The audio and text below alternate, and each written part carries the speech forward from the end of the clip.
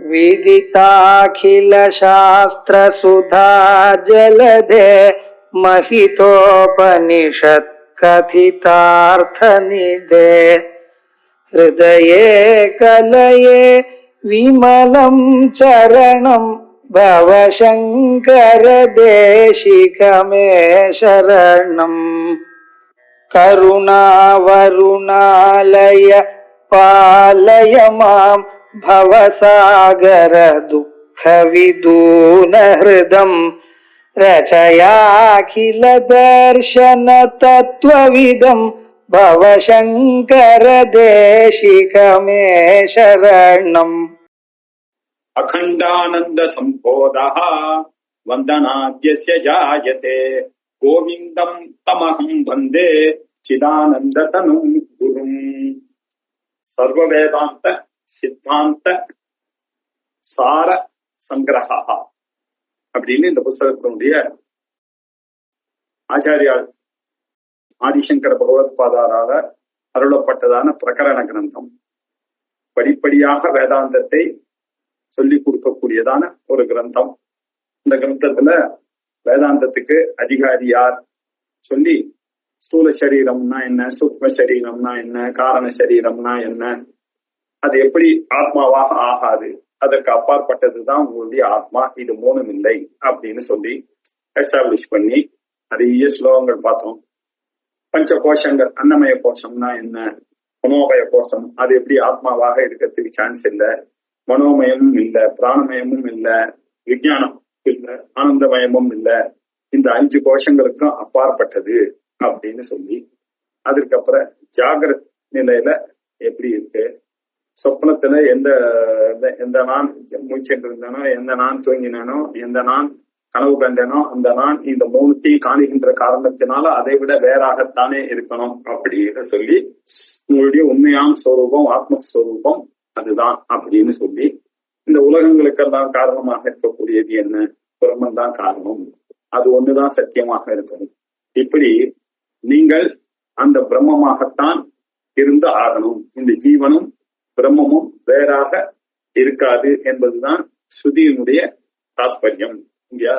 அந்த மாயையை பத்தி நடுவுல சொல்லி, மாயையினால உங்களுக்கு இப்படி தொடுகிறது, உண்மையிலேயே பார்த்தோன்னா நீங்க பிரம்மஸ்வரூபம் தான், இல்ல ஆத்மாவும் பிரம்மமும் ஒன்று. அஸ்ய அனர்த்தஹேதோஹோ பிரதானாய ஆத்மைகத்துவ வித்யா பிரதிபத்தையே சர்வே வேதாந்தாக ஆரம்பியந்தே. எல்லா வேதாந்தங்களும் எதை சொல்ல வந்திருக்கு அப்படின்னு பார்த்தா, பர்பத் என்ன வேதத்துக்கு, வேதாந்தத்துக்கு அப்படின்னு சொன்னா இந்த ஜீவ பிரம்ம ஐக்கிய போதனை தான். இந்த போதனையை தரக்கூடியதுதான் 4 மகா வாக்கியங்கள். பிரக்ஞானம் பிரம்மா, அகம் பிரம்மாஸ்மி, தத்துவமசி, அயமாத்மா பிரம்மா அப்படின்னு சொல்லி, அதுல தத்துவமசி என்ற உபதேச வாக்கியத்தை எடுத்துட்டு தத்பதம்னா என்ன அப்படின்னு விஸ்தாரமா சொன்னார்.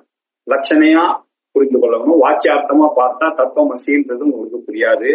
தத்துனா அது அப்படின்னு அர்த்தம், ஓம்னா நீ அப்படின்னு அர்த்தம், அசீனாக இருக்கிறாய், நீ அது நீயாக இருக்கிறாய், நீ அதுவாக இருக்கிறாய் அப்படின்ற அர்த்தத்துல அது நீயே தான் அல்லது நீ அதுவாக இருக்கிறாய் இந்த அர்த்தத்துலதான் வருது.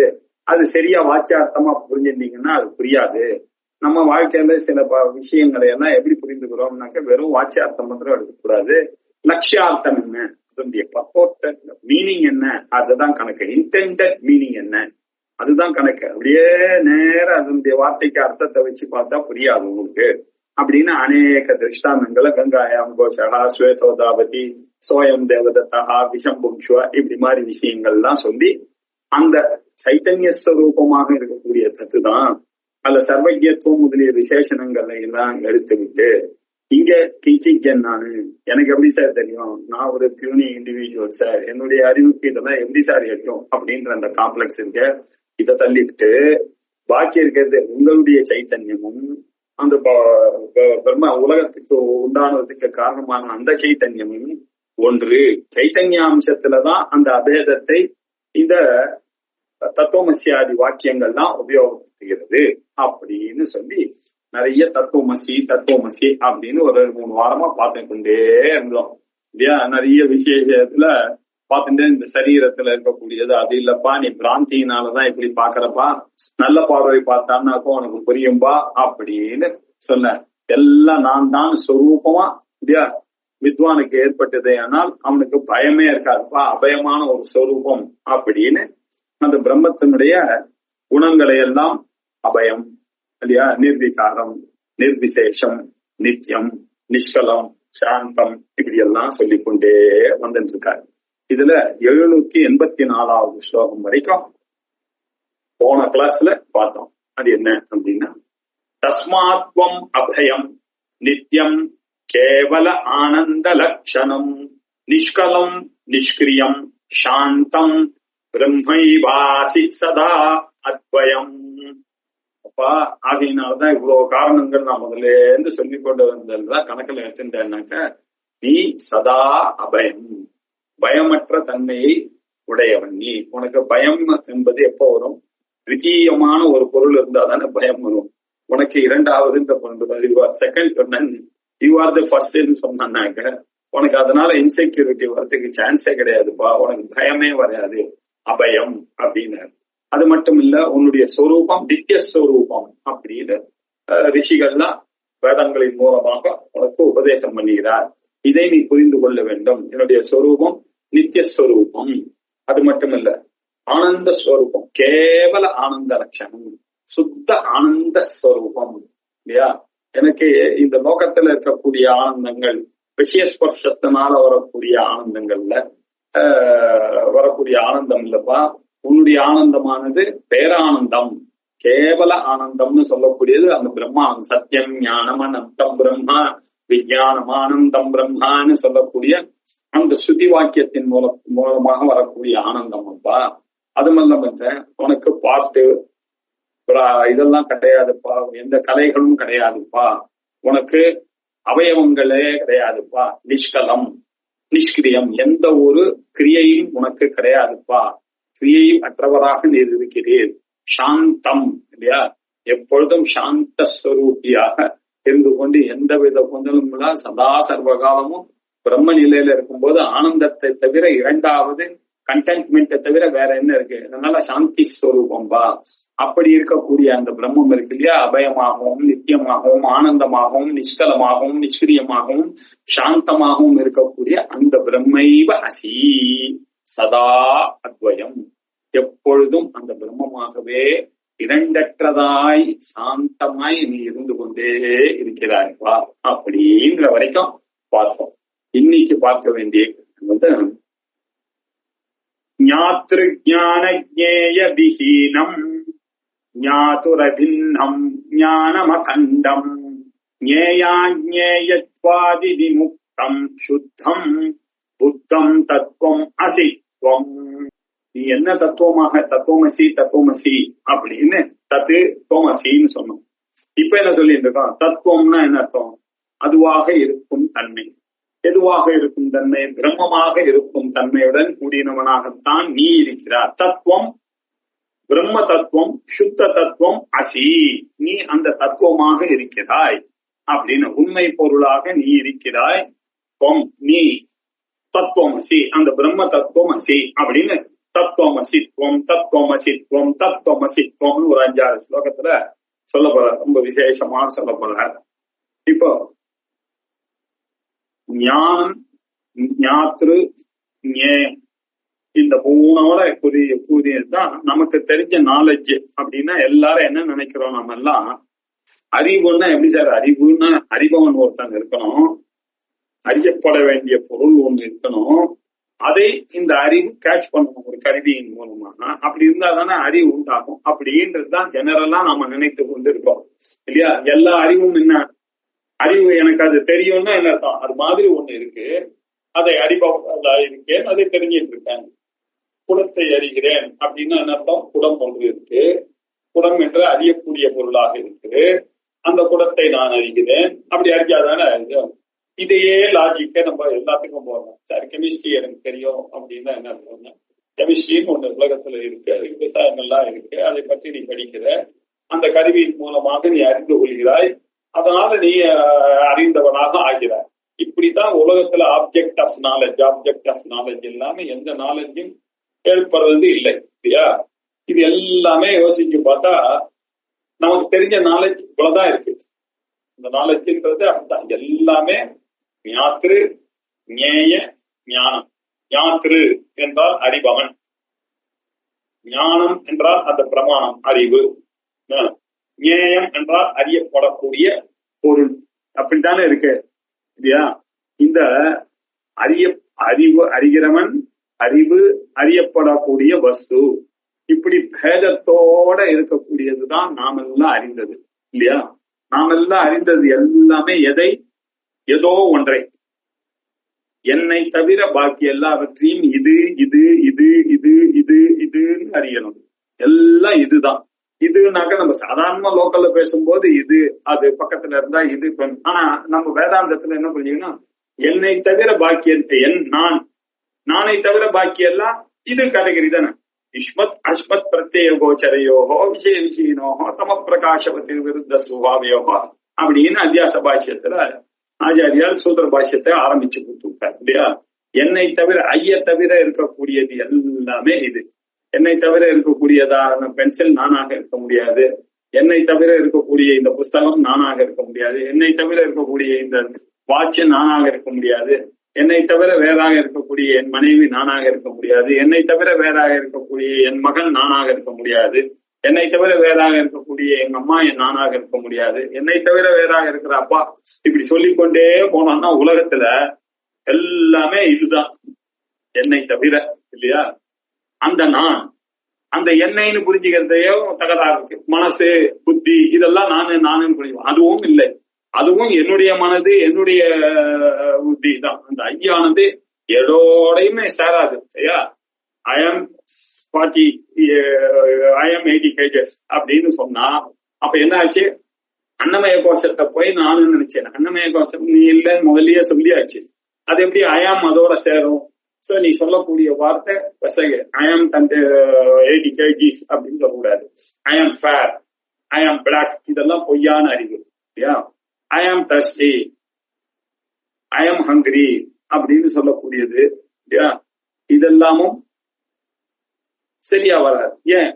பசி தாகம் போன்றவைகள் எல்லாம் பிராணனுடைய தர்மங்கள். என்னுடைய பிராணனுக்கு இப்ப பசி எடுக்கிறதுன்னு சொல்றதுதான் நியாயமே தவிர ஐக்கு பசி எடுக்க. ஐ எங்கும் இருக்கக்கூடிய நித்தியஸ்வரூபம், நிஷ்கலம் நிஷ்கிரியம் சாந்தம் பிரம்மைவாசி சதா அத்வயம்னு சொல்லியிருக்கோம் இப்பதான் இல்லையா? அதுவாக இருக்காது.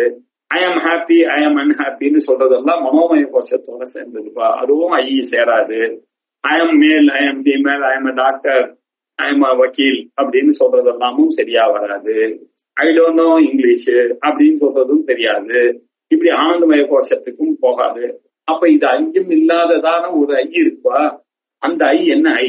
அதை எப்படி புரிஞ்சுக்கிறது அப்படின்னா இப்படி புரிந்துக்கணும். ஞாத்ரு ஞான ஞேய எல்லாம் நான் இது வரைக்கும் சொன்னதெல்லாம் ஞாத்ரு ஞான ஞேய பேதத்தோட கூடினதாக இருக்கிறது.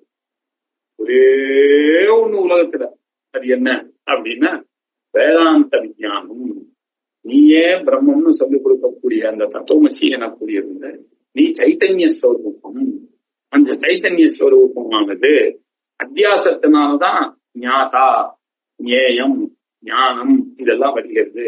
அந்த அத்தியாசம் பொய் என்பதை உணர்ந்து விட்டால் இந்த ஞாத்ரு ஞான ஞேயம் எனக்கூடிய மூன்று இல்லையா? அறிகிறவன், அறிவு, அறியப்படும் வஸ்து என்ற பேதத்தை தாண்டி விடுகிறாய். எந்த பேதமும் உன்கிட்ட இருக்கவே இருக்காது. இரண்டாவது பொருள் இருந்தாதான் இந்த பேதங்கள்லாம் வரணும். பிரம்மைவ அசி சதா அத்வயம்னு சொன்னதை ப்ரூவ் பண்றாரு. இப்போ ஞாத்ரு ஞான ஞேய விஹீனம் அப்படின்னாரு. எந்த ஒரு பேதமும் கிடையாதுப்பா. அறிபவன், அறிவு, அறியப்படும் பொருள் என்ற பேதமே கிடையாது. அது எப்படி சார் அது கிடையாது அப்படின்னு சொல்றீங்க அப்படின்னாக்கா ஞாத்ரு ஞான ஞேயானாம் அபேத பாவனம் ஸ்ரீசக்கர பூஜனம் அப்படின்னு பாவனோபதேசத்துல நமக்கு சொல்லி தருது இல்லையா? அது மட்டும் இல்ல, வேதாங்கள்லாம் என்ன சொல்லி தருது? முண்டகாதி உபனிஷத்துகள்லாம் பிரம்மவிதே பிரம்மைவ பவதி அப்படின்னு சொல்லியிருக்கு இல்லையா? பிரம்மத்தை அறிந்தவன் பிரம்மமாகவே அறிகிறான். இப்போ இந்த இதுவாக இருக்கக்கூடிய நாலேஜ் நான் இப்போ கொஞ்சம் முன்னாடி சொன்னது, இது என்னுடைய பென்சில், இது என்னுடைய பேனா, இது என்னுடைய மனைவி, இது என்னுடைய எல்லாம் இது இதுன்னு சொன்னேன் அப்படின்னு சொன்னாக்க அது நான் வேற அது வேற, அதனாலதானே இது இது இது இது அப்படின்னு சொன்னேன். சோ என்னை பற்றியதான ஒரு அறிவு வரணும்னாக்க உலகத்துல ஒரே ஒண்ணு, நான் எதை அறிந்தாலும் இந்த ஞாத்திரு ஞான ஞேயமானது வந்து சேர்ந்தது. இந்த ஞாத்திரு ஞான ஞேயம் வந்து சேர்ந்ததே ஆனால் அது இதுவாக ஆயிடும். நானே அந்த மாதிரி புரிந்து கொள்ள முடியுமா அப்படின்னா இருக்கு. ஒரே ஒரு பொருள் இருக்கு உலகத்துல. எதை நீங்கள் அறிந்தால், நீங்க பேனாவை அறிந்தால் பேனாவாக ஆக முடியாது, வாட்சை அறிந்தால் வாட்ச் ஆக முடியாது, இல்லையா? புக்கை அறிந்தால் புக்காக முடியாது. ஆனா ஒன்னே ஒண்ணு இருக்கு எக்ஸப்ஷன். என்னது? பிரம்மத்தை அறிந்தால் நீங்க பிரம்மமாக ஆகிவிடுவீர்கள் அப்படின்னு வேதங்கள் சொல்றது. எப்படி சொல்றது? உபனிஷத்தினுடைய டீச்சிங் அதுதான். பிரம்மவித்து பிரம்மீவ பவதி, பிரம்மத்தை அறிந்தவன் பிரம்மமாகவே ஆகிறான் அப்படின்னு சொல்றது. இதெல்லாம் ஞானம்னு சொன்னாலே, இந்த ஆத்ம ஞானம்னு சொன்னாலே உங்களுக்கு என்ன சார் இதுவும் ஞானம் தான், உலகத்துல இருக்கக்கூடிய பேனா ஞானம், கட ஞானம், பட ஞானம், அப்பா ஞானம், அம்மா ஞானம், எல்லா ஞானமும் ஒண்ணு ஞானம் தான் சார். அப்பா இந்த ஞானங்கள் எல்லாம் ஞாத்திரு ஞான ஞேய சகிதமாக இருக்கக்கூடியது. இது இல்லாததான ஒரு நாலேஜ் இருக்கு. அந்த இடத்துக்கு தான் உங்களுடைய போக்கஸை திருப்பி விடுறதுக்காக சொல்றேன். அதுதான் உண்மையான ஞாத்துகு, இல்லையா? ஞாதா அப்படின்னாக்க உண்மையிலேயே அறிகிறவன் யாரு, அவன் தான். அப்படின்னா அதுக்கும் ஞானம்னு எப்படி பேர் வைக்கிறது? ஒரு கன்ஃபியூஷன் வருமே அப்படின்றதுனால சாஸ்திரங்கள் ஞப்தி அப்படின்னு ஒரு வார்த்தை இன்ட்ரோடியூஸ் பண்றது, இல்லையா? இந்த நாலேஜ் எல்லாம் ஞானம்னு வச்சீங்க, அந்த நாலேஜ் ஞப்தி ஸ்வரூபம் அப்படின்னு வச்சீங்க. எக்ஸ்பீரியன்சர், எக்ஸ்பீரியன்ஸ்டே, எக்ஸ்பீரியன்சிங், இதோட இருக்கிறதெல்லாம் அனுபவத்துக்கு சேர்ந்து போயிடும். பாக்கி நாலேஜ் எல்லாம் அனுபவ கோச்சரமாக இருக்கக்கூடியது. இது எப்படி இருக்கு அப்படின்னாக்கா, இது பிரம்ம அனுபவம் தான். ஆனா நான் அனுபவம்னு சொன்னா அப்ப உங்களுக்கு சந்தேகம் வந்துருது. அப்ப எக்ஸ்பீரியன்சர்னு ஒருத்தர் இருக்கணும், எக்ஸ்பீரியன்ஸ்டுன்னு ஒண்ணு இருக்கணும், எக்ஸ்பீரியன்சிங்னு ஒண்ணு இருக்கணுமே சார்ன்னு சொல்லுவீங்க. அதனால கொஞ்சம் தள்ளி விட்டு அதுக்கு அனுபூதி அப்படின்னு வார்த்தையை கொஞ்சம் மாத்தி போட்டேன். அனுபவம் அப்படின்னு சொன்னாதானே இந்த மூணு வரும். அதான உன்னுடைய பிரச்சனை. அனுபூதின்னு வச்சுக்கோ அப்படின்ட்டார், இல்லையா? இதைத்தான் சொல்லுகிறது ஞாதுகு, அறிகிறவனை, அபின்னம் ஞானம், இல்லையா? ஞாதாவை விட வேறில்லாத இருக்கக்கூடிய ஞானம் இருக்கு இல்லையா, அதுதான் ஞப்தி. ஞாதாவை விட வேறு இல்லாத ஒரு ஞான அனுபவம் இல்லாம இருக்கோ இல்லையா, அதுதான் பிரம்மானுபூதி அப்படின்னு அர்த்தம். இது கொல்லவோ தள்ளவோ முடியாது. மனோவாச்சாம் அகோச்சரா, அப்பிரமேயா சொப்பிரகாஷா மனோவாச்சாம் அகோச்சரா அப்படின்லாம் நமக்கு சொல்லி கொடுக்கக்கூடியதாக இருக்கிறது. இதை என்ன சொல்ற, இந்த ஞாத்திரு ஞான ஞேய அபேதத்தை திருமந்திரம் முதலிய விஷயங்கள்ல அறியும் முறை, அறிவின் வடிவம், இல்லையா, அறிவு அப்படின்ற பொருள் எல்லாம் சிவத்தில் கலந்து விட்டதே ஆனால், பிரம்மத்தில் கலந்து விட்டதே ஆனால், இந்த பேதமே உங்களுக்கு ஞாத்திரு ஞான ஞேய பேதம் இல்லப்பா அப்படின்னு திருமந்திரம் முதலிய பழைய கிரந்தங்களையும் இந்த விஷயமானது அங்கங்கு சொல்லப்பட்டிருக்கிறது. இப்படி ஞாதுகு அபின்னம் ஞானம், அறிகிறவனை காட்டிலும் வேறாது பின்னமாக இல்லாதது, வேறுபடாததாக இருக்கக்கூடியது இருக்க, அதுதான் அகண்டம் ஞானம். அதுதான் அகண்டமான ஞானம், பிரிவற்றதான வேண்டும், இல்லையா? இன்டிவிசிபிளாக இருக்கக்கூடிய, இன்ஃபினிட்டாக இருக்கக்கூடிய, இன்ஃபைனைட்டாக இருக்கக்கூடிய அந்த ஞானம். அந்த ஞானமானது ஞேய அஞ்ஞேயத்வாதி விமுக்தம், அது அறியத்தக்கது அறியத்தகாதது அப்படின்ற விஷயங்களிலிருந்து வேறானது, விடுபட்டதாக இருக்கக்கூடியது. இந்த அறியத்தக்கது அறியத்தகாதுன்னு வந்துருச்சுன்னாக்க ஞாத்திரை ஞானம் ஞேயம் வந்துடும், இல்லையா? இது இல்லாதது இருக்கிறதுனால இது அறியத்தக்கதுன்னு சொல்ல முடியாது. என்ன எஸ்தம் வேத சன வேத அப்படின்றது. யார் இதை அறிந்தேன்னு சொல்றானோ அவன் அறியவில்லை. யார் அறியவில்லைன்னு சொல்ல, எஸ்ய அமதம் தஸ்ய மதம், மதம் எஸ்ய ந வேதசகா அப்படின்னு கேனோபனிஷத்து ஒன்று. தமிழ்ல திருமந்திரத்துல கண்டவர் விண்டிலர், விண்டவர் கண்டிலர். யார் ஒருத்தன் அதை பார்த்தான்னு சொன்னான்னா பார்க்கல. ஏன்னா அது அறியத்தக்கதாக இருந்தால் தானே அறிந்தேன்னு சொல்ல முடியும். அறியத்தகாததை போல் நான் அறிந்தேன்னு எப்படி சொல்ல முடியும்? அது அறியத்தக்கது அறியத்தகாதது போன்ற இந்த ஆப்ஜெக்ட் சென்ஸ்ல இருக்கக்கூடிய தன்மையிலிருந்து வேறுபட்டது இந்த நான் எனக்கூடிய ஸ்வரூபம். அந்த ஸ்வரூபம் சுத்தம் புத்தம் தத்துவம். அது எப்படிப்பட்டது? நித்திய சுத்த முக்த ஸ்வபாவம். அந்த பிரம்மத்தினுடைய ஸ்வரூபம் என்ன? சுத்த தத்துவம், எந்த தோஷமும் கிடையாது. அதுக்கு புத்தம், கேவல ஞானஸ்வரூபம், ஞக்தி ஸ்வரூபம். இப்படி இருக்கக்கூடிய தத்துவம் அசித்வம். இந்த தத்துவமாகத்தான் நீ இருக்கிறாயப்பா அப்படின்னு ஒரு ஸ்லோகத்தினுடைய எண்ட்லயும் தத்துவம் தத்து தோமசின்னு சொன்னார். இப்ப தத்துவம், அந்த தத்துவம் அசித்வம், அந்த தன்மையுடன் இருக்கக்கூடியவனாக நீ இருக்கிறாய் அப்படின்னு. அந்த பிரஜத்வாதி விகல்பைஹி அஸ்பஷ்டம் யத் தத் திருஷி மாத்திரம் சத்தா மாத்திரம் சமரசம் ஏகம் சுத்த புத்தம் தத்துவமசித்வம். அந்த பிரஜத்வாதி விகல்பைஹி அப்படின்னா உள்ள இருக்கக்கூடிய அறிவு அந்த பிரஜம். வெளியில கண்ணு காது மூக்கு நாக்குனால நாம் அறியக்கூடியது வெளியில இருக்கக்கூடிய பகிஷ் பிரஜம், அந்த அறிவு. உள்ளறிவு வெளியில அறிவு. வெளியில அறிவு உள்ளறிவு ரெண்டுத்துக்கும் காரணம் என்ன அப்படின்னு சொன்னா பஞ்சபூதங்களுடைய சேர்க்கை தான் ஸ்தூலமாக இருக்கு. ஸ்தூலமாக கண்ணுக்கு காதுக்கும் மூக்குக்கும் அறியறாமாக இருக்கக்கூடியது பகிஷ் பிரஜத்தினால அறிகிறோம். அதுக்கு பஞ்சீகரணத்துக்கு முன்னாடி வந்ததான அதனுடைய சேர்க்கையினால வந்தது நம்மளுடைய மனசு புத்தி முதலியவைகள்லாம். இதெல்லாம் அந்த கரணம், அந்த பிரஜம் அப்படின்னு சொல்லுவோம். இதை மாண்டூக்கியோபனிஷத்துல ஸ்வப்னஸ்தானஹா அந்த பிரஜஹா அப்படின்னு சொல்லிட்டு, ஸ்வப்னஸ்தானஹா அந்த பிரஜஹா, சொப்பன நிலையில இருக்கக்கூடியதுதான் இந்த அந்த பிரஜம் அப்படின்னு. அது ஏகோன விம்சதி முகா சப்தாங்கா ஏகோன விம்சதி முகா பிரவிவிக்தபுக் அப்படின்னு சொல்லியிருக்கு.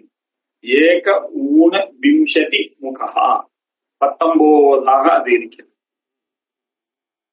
அது என்ன அப்படின்னு ஞானேந்திரியங்கள் 5, கர்மேந்திரியங்கள் 5, பிராணங்கள் 5, மனசு புத்தி சித்தம் அப்படின்னு இப்படி 18ஓட கூடியதாக இருக்கிறது. 18 படி. அந்த 18 படியை தாண்டினோம்னா சபரிமலையில தத்துவமசி அப்படின்னு போர்ட்ல போட்டுருக்காங்க. அது ஐயப்பனுடைய ஸ்வரூபம். இதுதான் 18 படியினுடைய தத்துவம். இங்க உபனிஷத்து என்ன பண்ண ஒண்ணு எக்ஸ்ட்ராவா அது மனசு புத்தி அகங்காரம் சித்தம்னு சேர்த்துருக்கு. அகங்காரத்தையும் சேர்த்து நான்ற ஒரு பிரதிபலிப்பு எல்லாத்துலயும் இருக்கும் இல்லையோ, அதையும் கணக்குல எடுத்துட்டு ஏக ஊன விம்சதி. விம்சத்தின்னா 20. 20ல ஏக ஊனம், ஒண்ணு குறைஞ்சிருக்கு, ஒண்ணு ஊனம் ஆயிடுச்சுன்னா என்ன அர்த்தம்? 19ன்னு அர்த்தம். ஏகோன விம்சதி முகா பிரதிபிக்தபுக் தைஜசஹா த்விதீய பாதஹா.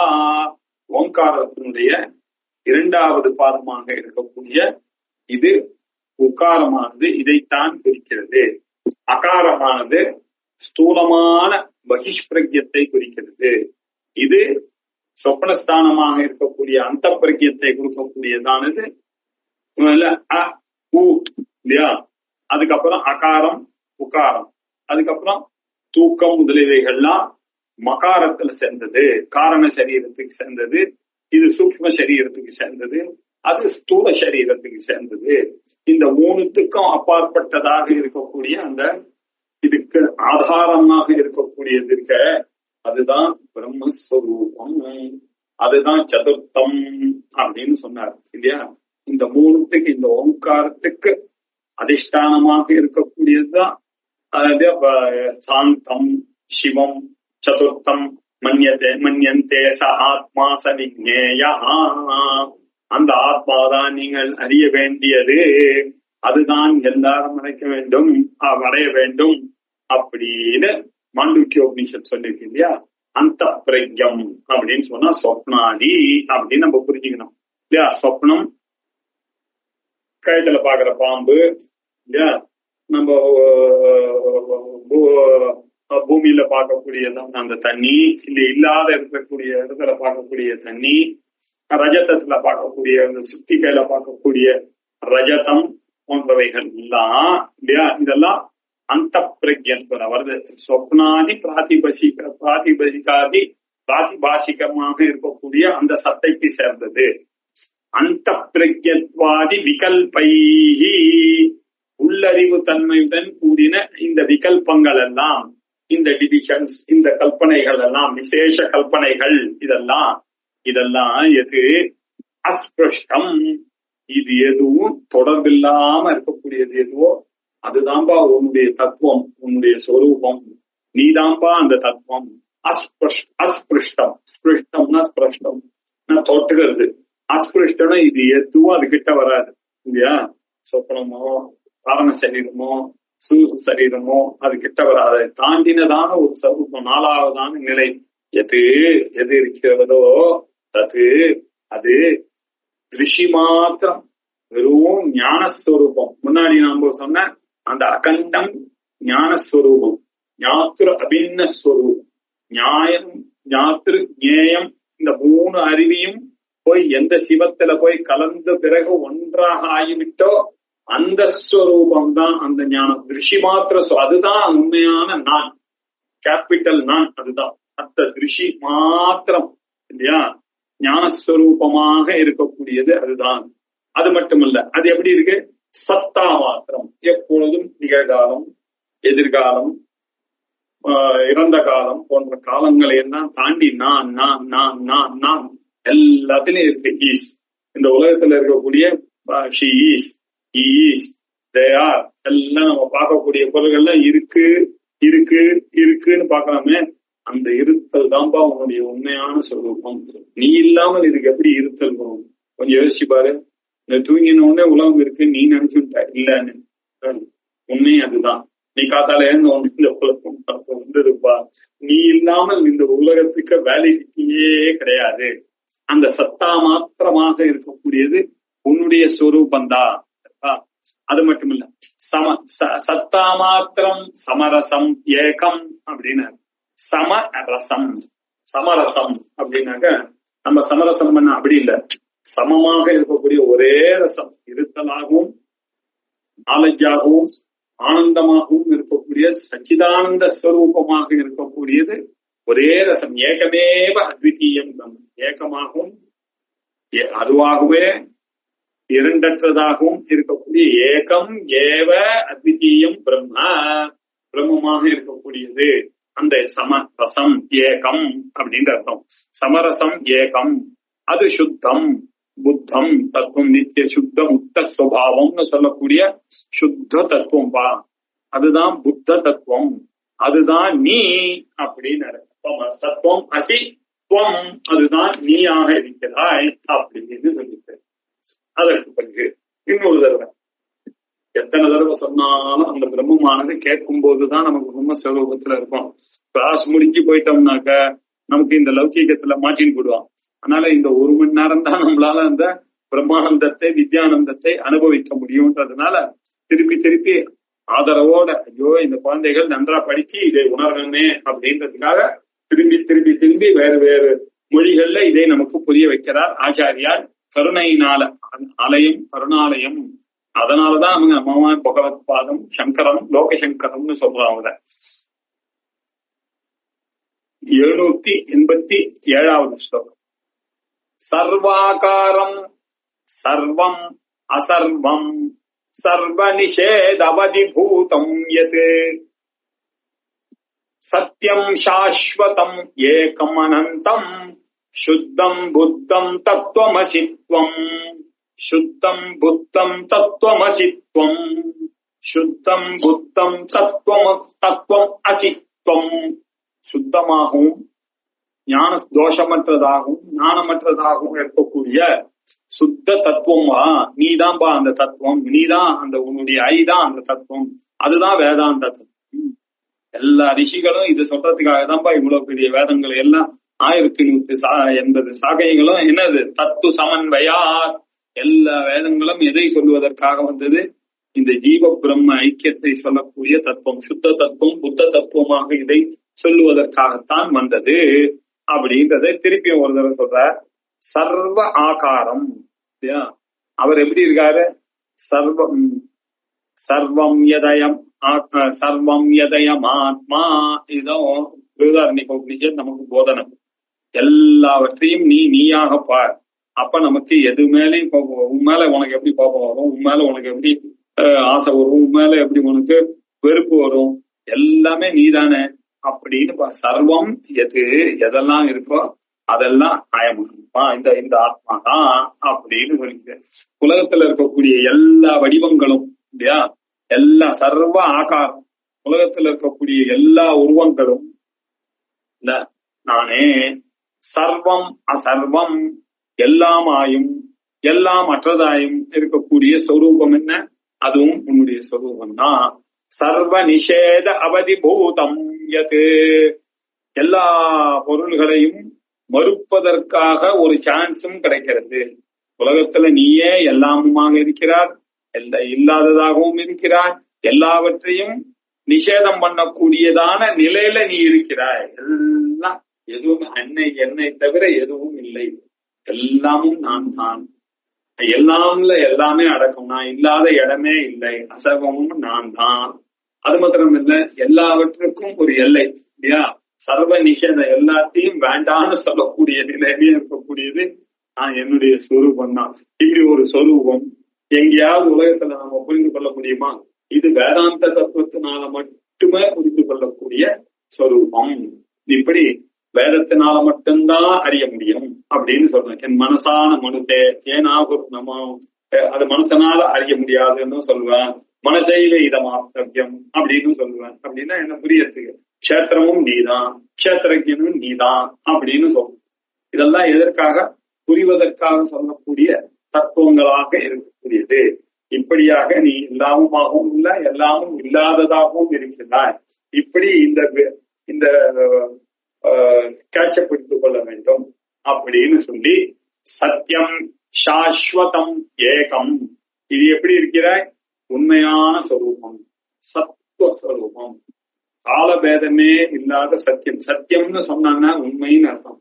உண்மைன்னு சொன்னா என்ன? ஒரு நாளும் பொய்யாகாத ஒரு தத்துவம்.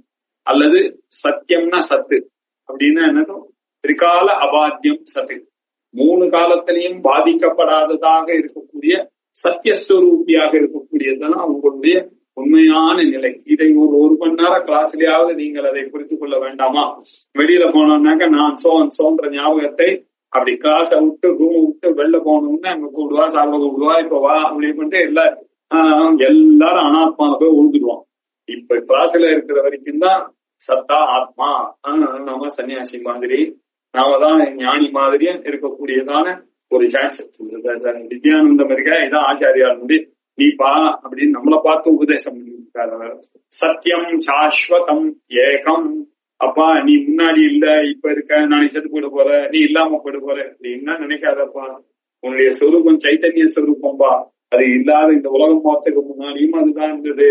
சதேவ சௌமியா இதம் அக்ரே ஆசித், இந்த ஜெகத்து காரணத்துக்கு ஜெகத் உற்பத்தேக பூர்வமபி சத்தியமாகவும் சாஸ்வதமாகவும் ஏகமாகவும் அனந்தமாகவும் இருக்கக்கூடிய சுத்த புத்த தத்துவம், சுத்தம் தத்துவம், தோஷமற்றதான ஞானஸ்வரூபமாக இருக்கக்கூடிய அந்த தத்துவம் நீதான் அப்படின்னு சொன்னாரு.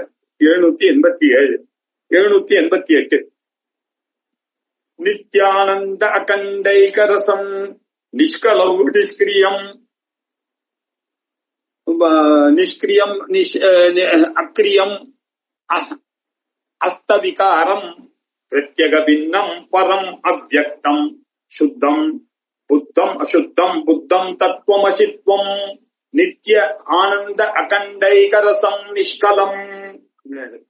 உன்னுடைய சொரூபம் எப்படிதுன்னா அவ்யக்தோயம் அசிந்த்யோயம் அதிகாரியோயம் உச்சதே நித்ய சர்வகதஸ்தானுகு அச்சலோயம் சனாதனஹா அப்படின்னு நம்ம பார்த்திருக்கோம் இல்லையா. உன்னுடைய சொரூபம் நித்தியம் சாஸ்வதம் ஸ்வரூபம் சர்வகத ஸ்வரூபம் அப்படின்னு சொல்லியிருக்கு. நித்திய ஆனந்த அகண்ட இல்லையா, நித்தியமாகவும் ஆனந்தமாகவும் எந்த கண்டமும் பிரிவும் இல்லாம டிவிஷனும் இல்லாததான இன்பினிட்டாக இருக்கக்கூடிய ஒரு சொரூபம். அது மாத்திரம் இல்ல, ஏக ரசம், ஒரே சொரூபம் தான் உன்னுடைய சொரூபம். இரண்டாவது என்பதே கிடையாது. உனக்கு எந்த அவயவமும் கிடையாது. நிஷ்கலம், நிஷ்கிரியம், சாந்தம், நிரவத்தியம், நிரஞ்சனம் அப்படின்னு சொல்லக்கூடிய சொரூபம் வா. நிஷ்கலம், அக்ரியம், எந்த ஒரு ஷட்பாவ விகார ரஹிதம். உலகத்துல இருக்கக்கூடிய பொருள்கள் எல்லாம் கண்டமாகத்தான் இருக்கிறது. அகண்டமான பொருள்னு எதுவுமே இல்லை. கண்டமான பொருள்கள் எல்லாம் எப்படி பிறக்கிறது? அஸ்தி, ஜாயத்தே, வர்தத்தே, விபரிணமத்தே, இல்ல அபட்சியதி, வினஷ்யதி. இப்படி உலகத்துல இருக்கக்கூடிய பொருள்கள் எல்லாம் பிறக்கிறது, இருக்கு, பிறக்கிறது, வளர்கிறது, ஒரு ஸ்டேஜ்ல வளர்ச்சியோட நிக்கிறது, அதுக்கப்புறம் க்ஷீணமாகிறது, அதுக்கப்புறம் அழிஞ்சு போய்கிறது. இப்படி எல்லா பொருளும் உலகத்துல இருக்கக்கூடியனா இந்த பாவங்கள் விகார பாவங்களுக்கு உட்பட்டது, மாடிபிகேஷனுக்கு உட்பட்டதாக உலகத்துல இருக்கக்கூடிய உண்டான பொருள்கள் எல்லாம் சப்ஜெக்ட் டு மாடிபிகேஷன். இது இல்லாத ஒரே பொருள் ஏதாவது இருக்கா? என்னுடைய பாடி உட்பட, மைண்ட் உட்பட, இன்டெலெக்ட் உட்பட எல்லாம் சப்ஜெக்ட் டு சேஞ்சஸ் தான். ஆனா என்னுடைய உண்மையான ஸ்வரூபம், சைத்தன்ய ஸ்வரூபம், எந்த நான் சின்ன வயசுல இருந்தேனோ அந்த நான், எந்த நான் கல்யாணம் பண்ணிட்டேனோ அந்த நான், எந்த நான் குழந்தை பெற்றுட்டேனோ அந்த நான், எந்த நான் என் பொண்ணுக்கு கல்யாணம் பண்ணி வச்சேனோ அந்த நான், எந்த நான் என் பேரனுக்கு கல்யாணம் பண்ணி வைக்கிறேன்னா அந்த நான் ஏதாவது சேஞ்ச் இருக்காங்க. சின்ன வயசுல நாம அதை தான் நானும் நினைச்சோம். காலேஜ் படிக்கும் போதும் ஒரே நான் தான். இந்த பாடியில வேணா சேஞ்சஸ் வந்துட்டே இருக்கு. என்னுடைய திங்கிங்ல சேஞ்ச், என்கிட்ட ஏதாவது சேஞ்ச் இருக்கா? நான்ல இல்ல அப்படின்னு சொல்லி கொடுக்குறாரு இல்லையா ஆச்சாரியால். இப்படிப்பட்ட அந்த நான் இருக்க, அது அவிக்கிரியம், அக்கிரியமான ஞான். அதிகாரியோயம் உத்திய உச்சத்தே, அவிகாரியோயம் அவ்யக்தோயம் அச்சிந்தியோயம் அதிகாரியோயம் உச்சத்தேன்னு சொன்னார. அது அப்படிப்பட்ட ஸ்வரூபம், அக்கிரியம் ஸ்வரூபம், கிரியைகளே இல்லாத ஒரு ஸ்வரூபம். அது மாத்திரம் அஸ்தவிகாரம். அஸ்தம் அப்படின்னு என்ன அர்த்தம்? அஸ்தமனமாக விட்டது அப்படின்னு என்ன அர்த்தம்? அஸ்த விகாரம், எந்த ஒரு விகாரமும் மாறுதலும் இல்லாதது இல்லையா? மாடிபிகேஷனுக்கு சான்ஸே இல்லை, cannot be modified. அஸ்த விகாரம். அது எப்படி இருக்கு? பிரத்யகபின்னம், உள்ளுக்குள்ள இருக்கக்கூடிய என்னுடைய சைத்தன்யத்தை விட வேறாக அது இல்லை இல்லையா? அதுதான் பரம், அவ்யக்தம். அது பரமாக இருக்கிறது, மேலானதாக இருக்கிறது, தேசகால வஸ்து பரிச்சின்ன ரஹிதமாக இருக்கக்கூடியதாக இருக்கிறது. அது அவ்யக்தம், சூக்ஷ்மமாக இருக்கிறது, யாருக்கும் புலப்படாத இருக்கக்கூடியது. அவ்யக்தோயம் அச்சிந்தியோயம், யாருடைய மனசனாலையும் அதை இப்படித்தான் என்று ஊகிக்க முடியாமல் இருக்கு. என் மனசா மனுத்த, உன்னுடைய மனசனால அதை கிரகிக்க முடியாது. மனோவாச்சாம் அகோச்சர, வாக்குனால அதை சொல்ல முடியாது, மனசனால அதை கிரகிக்க முடியாது. இப்படி அவ்யக்தமா, வியக்தமாக இருந்தாதானே இதெல்லாம் கவனிக்கலாம். அது அவ்யக்த ஸ்வரூபம். அப்படி இருக்கக்கூடிய சுத்த முக்த புத்த சுபாவமாக இருக்கக்கூடிய தத்துவம் அது யார் தெரியுமோ? தத் அசி. அசீன நீயாய் இருக்கிறாய் அப்படின்னு அசீனக தத்துவம். அசி தத்துவமாக, துவம் அசி, நீதான் அந்த தத்துவமாக இருக்கிறாய். துவம் அசி, தத்துவம் துவம் அசி, தத்து துவம் அசி, தத்துவம் துவம் அசி. ரெண்டுத்தையும் அப்படி பண்ணு போட்டார். அதுக்கப்புறம் 789வது ஸ்லோகம். துவம் பிரத்யஸ்த அசேஷ விசேஷம் வ்யோமேவ அந்தர்பகிரபி பூர்ணம் பிரம்மானந்தம் பரம் அத்வைதம் சுத்தம் புத்தம் தத்துவமசித்வம். துவம் பிரத்யஸ்த அசேஷ விசேஷம், அஸ்தமனம். பிரத்யஸ்த அசேஷம், அஸ்தமனமே ஆகாது, எல்லா விசேஷங்களும் நீங்கியதாக இருக்கக்கூடியது. எல்லா அஸ்தம் கதம், எல்லா விசேஷங்கள் எல்லாம் போன ஸ்வரூபம். பிரத்யஸ்தம் அப்படின்னாக்க எல்லா பிரத்யஸ்த அசேஷ விசேஷம், பாக்கி இல்லாம மிச்சூட எல்லா விசேஷங்களும் நீங்கிதனான ஒரு ஸ்வரூபம்பா நீ. துவம் பிரத்யஸ்த அசேஷ விசேஷம். நீ எப்படி இருக்க தெரியுமோ இல்லையோ? வியோம இவ, நீ ஆகாசம் போல இருக்கா. ஆகாசமானது எப்படி இருக்கு? உள்ளேயும் இருக்கு, வெளியிலயும் இருக்கு. குளத்துக்குள்ளேயும் இருக்கு, குளத்து வெளியிலயும் இருக்கு. வீட்டுக்குள்ளேயும் இருக்கு, வீட்டு வெளியிலயும் இருக்கு, இல்லையா? ஆகாசம் இடைவெளி எங்க இருக்க? அதான இடைவெளி. நம்மளுடைய சொரூபமும் என்ன? உபாதியோட சம்பந்தப்படும் போது இந்த பாடியில இருக்க மாதிரி இருக்கு. இந்த உபாதியானது போயிட்ட பிறகு, பிரேதம் அடைந்த பிறகு நான் எங்க இருக்கேன்? எல்லாமுமாக இருக்கிறேன். ஞானம் வந்துட்டு, இல்லையா? ஜீவன் முக்தனாக இருந்தேன். கொஞ்சம் பிராரப்த வசாத்து இந்த சரீரத்துல இருந்தேன். அந்த சரீரம் போயிடுத்து, நான் இப்ப எல்லாமுமாக ஆகிவிட்டேன். அதுக்கு ஏதாவது எக்ஸாம்பிள் இருக்கா? இருக்கு. வியோமவது, இல்லையா? ஆகாசம் போல அப்படின்னார். ஆகாசம் போல அந்தர் பகிரபி பூர்ணம், உள்ளேயும் வெளியிலையும் இருக்கிறேன். எங்கும் நிறைந்த ஸ்வரூபமாகத்தான். இந்த ஆகாசம் இல்லாத இடமே இல்லை. இங்க இருக்கு, போலண்ட்ல இருக்கு, அமெரிக்கால இருக்கு, ஜப்பான்ல இருக்கு, யூபியில இருக்கு, கர்நாடகால இருக்கு, மதுரையில இருக்கு, ராமேஸ்வரத்துல இருக்கு. இல்லாத இடமே கிடையாது.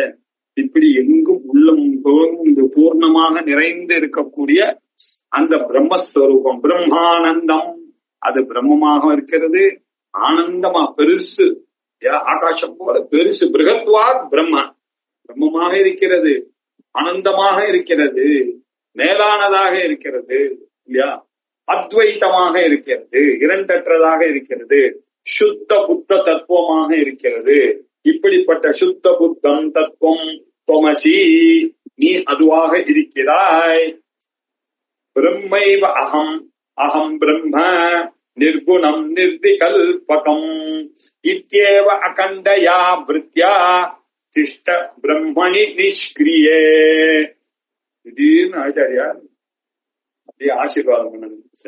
இதான் தத்துவம், இப்படிதான்பா நீ இருக்க, இதான்பா நீ இருக்க, இப்படிதான்பா நீ இருக்க, உன்னுடைய சொரூபம் தான்பா அது அப்படின்னு நமக்கு டீச் பண்ணிட்டே வந்தார். இப்ப திடீர்னு கருணையோட அவர் குருவா மாறிட்டார். குருவா மாறி என்ன சொல்றார்? பிரம்மைவ அகம், இல்லையா?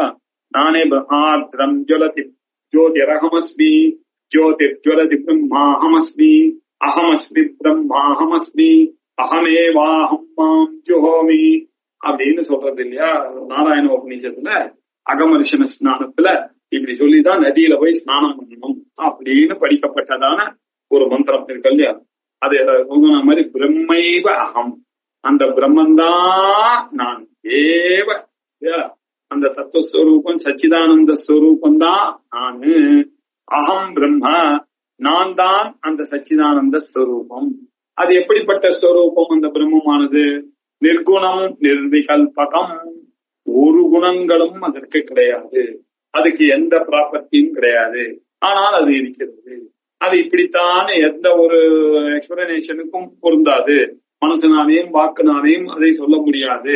அப்படி இருக்கக்கூடிய நிர்விகல்பம், அது நிர்விகல்பகம். எந்த கற்பனைகளுக்கும் அது ஈடு கொடுக்காது, எந்த ஒரு டிவிஷனும் அது ஒத்துக்கொள்ளாது. அது அகண்டமாக ஆகாசம் போல எங்கும் பூர்ணமாக பரவி இருக்கிறது அந்த பிரம்மம். இது ஏவ அகண்டயா விருத்தியா, இப்படி பிரிவில்லாம தொடர்ந்து வருகிறது அந்த மனோவிருத்தியுடையனே அது இருக்கிறது. அந்த விருத்தியில விருத்தியா திஷ்ட, இதோட நீ எப்ப பார்த்தாலும் சதா சர்வகாலமும் நீ இந்த எண்ணத்தோடையே இருப்பா. எப்பொழுதும் அந்த பிரம்மச்சின்ன நானே பிரம்மம், நானே பிரம்மம்னு இப்ப புரிஞ்சிட்டு இருக்க முடியாது. அந்த நிலை அப்படியே அந்த அந்த அந்த சந்தோஷத்தோடையே இருக்கணும், இல்லையா? அகண்டையா விருத்தியாயேவ நிஷ்கிரியே பிரம்மணி, அந்த நிஷ்கிரியமான பிரம்மத்தில் திஷ்ட நிலைத்திருப்பா. உங்களுக்கு எல்லாருக்கும் பிரம்ம ஞானம் வரணும். கேட்டுட்டே இருக்கும் பொழுது அது புரிந்து கொண்டே இல்லையா? இப்ப புரிஞ்சு கொண்டு ஒரு நிமிஷம் உங்களுடைய ஒரு க்ஷணம் அந்த பிரம்மம் புரிஞ்சு இல்லையோ, அந்த நிலையிலேயே நீங்கள் இருக்க கடவாய். இதுதான் என்னுடைய அடுத்தது. திருப்பியும் ஆசீர்வாதம் பண்ணணும்ன்ற ஒரு ஆசை இருந்துச்சு. அகண்டாம் ஏவ ஏதாம் கடித பரமானந்த லஹரி பரித்வஸ்தத்வைத பிரமிதம் அமலாம் விருத்திம் அனிஷம் அமஞ்சான ஸ்வாத்மனி அனுபம சுகே பிரம்மணி பரே ரமஸ்வ பிராரப்தம் க்ஷபய சுகவிருத்தியா துவமனயா துவம் அனயா. இந்த ஒரு இன்புற்று இருக்கணும். இந்த சுகவிருத்தி இருக்கிறது. இப்போ கிளாஸ்ல படிக்கும் போது உங்களுக்கு அந்த ஆனந்தத்தினுடைய திவலை நம்ம அனுபவிச்சோம் இல்லையா, இந்த சுகவிருத்தியிலேயே நீங்கள் இருக்க வேண்டியது அப்படின்னு. அதிசம் ரமஸ்வ, இதிலேயே ரமித்து கொண்டு இருங்கள். எப்படி அனிஷம், எப்பொழுதும் நீங்க இருக்கணும். நீங்க கிளாஸ் முடிச்சுட்டு போனோம்னா வந்துடும், கவலைப்படாதீங்க, திருப்பி அது வந்துடும் அப்படின்றாரு. அனையா சுகவிருத்தியா பிராரப்தம் க்ஷபய. உங்களுடைய பிராரப்த கர்மா இருக்கிற வரைக்கும் உங்களுக்கு இந்த கன்ஃபியூஷன் தான் வரும். மனசே அது பாடி அது பண்ணிட்டு இருக்கும். நீங்க அதோட ஒன்னும் ஐடென்டிஃபை பண்ணாதீங்க, அதெல்லாம் வரட்டும் போகட்டும் அப்படின்னு இதை முடிச்சு கொள்ளுங்க. இந்த பிராரப்த கர்மத்தை இப்ப உங்களுக்கு ஞானம் வந்துடுத்து, வேதாந்த ஞானம். இந்த பிராரப்தம் இருக்கிற வரைக்கும் இந்த சரீரம் இருக்கட்டும், அதை விட்டு தொலைஞ்சிங்கன்னா நீங்க பிரம்மஸ்வரூபம் தான். உங்களுக்கு என்னுடைய ஆசீர்வாதம் பரிபூர்ணமா. இந்த புத்தகத்தை படிச்சுட்டு ஆச்சாரியார் மேல நம்பிக்கையை வச்சுட்டு நமக்கு எப்படி அந்த பிரம்ம ஞானம் வராம போகும்ன்ற ஒரு தைரியம் நமக்கு வரும். ஆச்சாரியார் அப்படி சொல்லிவிட்டார் நமக்கு அப்படின்னு சொன்னார். இது 790 முடிச்சுக்கலாம். 791 அடுத்த தடவை பார்க்கணும். ஓம் பூர்ணமத பூர்ணமிதம் பூர்ணாத் பூர்ணமுதச்யதே பூர்ணஸ்ய பூர்ணமாதாய பூர்ணமேவாவசிஷ்யதே. ஓம் சாந்தி சாந்தி சாந்தி. ஹரி ஓம்.